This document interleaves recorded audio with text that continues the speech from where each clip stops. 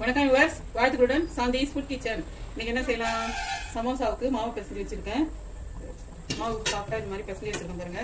அடுத்தது அது உள்ள ஆனியன் வந்து ஸ்டஃபிங்காக ரெடி பண்ணுறேன். இஞ்சி பூண்டு ஆயில் ஊற்றி இஞ்சி பூண்டு போட்டுக்கிறேன். ஆனியன் சமோசாலாம் செய்ய போகிறோம்.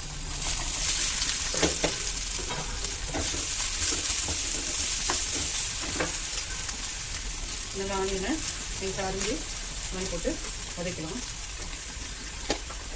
அது வதங்கிறதுக்கு உப்பு போட்டுக்கலாம். தேவையான உப்பு போட்டுக்கலாம். மாவில் உப்பு போட்டு வச்சுருக்கோம். இதே மாவு போட்டுக்கலாம்.